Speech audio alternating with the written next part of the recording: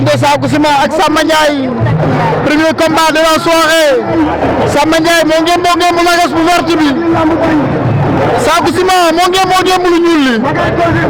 arbitre gi waaj a sifflé arbitre sifflé na arbitre sifflé waat na génn seen diggante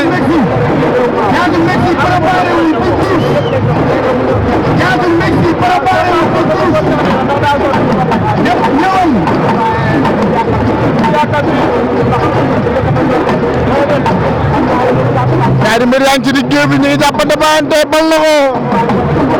Saku Ciman sol na ko léegi mu génnaat Samba Ndiaye daa mel ne mbir tànk la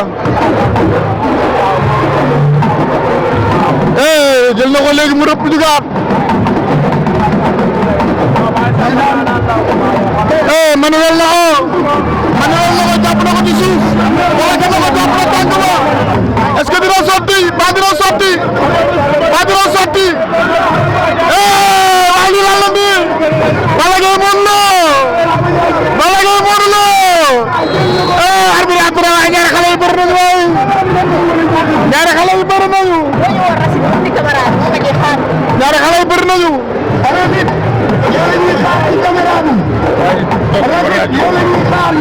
arbitre si la waat na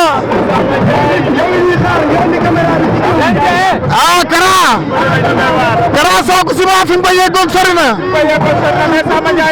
waroon na koo jeexal foofu waa xale bi ndaanaan la bu sotti woon da nga fas daal na ñibbi premier combat de la soirée Saku Ciman Samba Ndiaye fii ci Potoom Ndioma kaddu sama cameraman bu mag bi Baro l'international Baro lu mu caméra bu baaxul salam infatigable rëpp na garde at bi lu at bi waxul dara at bi leen li bëre Kara daa mel ne garde at bi am na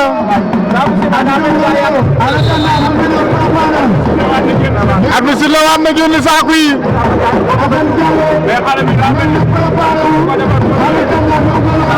mi ngi noonu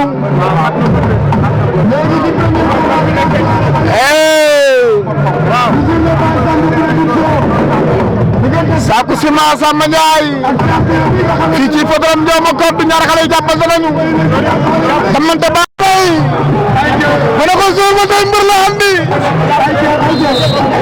arbitre sifflé waat na ci diggante Samba Ndiaye Saku Ciman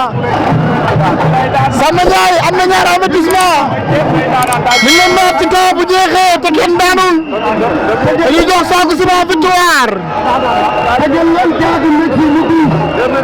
ñaari xale yaa ngi noonu ñaari xale yaa ngi noonu mi ngi bëgg a sulli wax xul waaye sottiwul jàpp na ci tànk ci loxo bi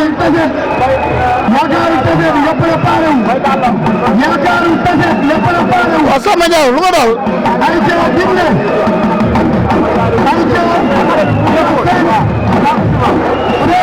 Saku Ciman wóol na boppam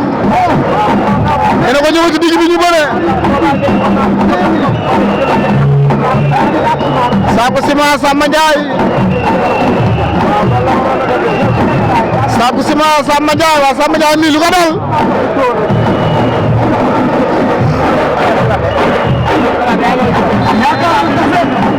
Samba Ndiaye nii lu ko dal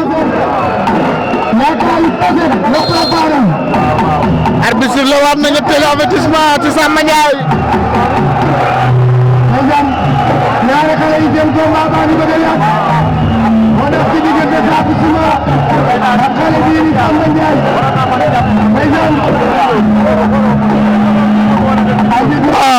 waaye lii du lamb waay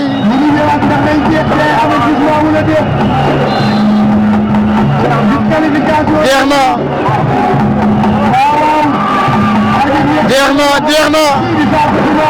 Saku Ciman daan na Saku Ciman daan na par décision arbitrage Saku Ciman Samba Ndiaye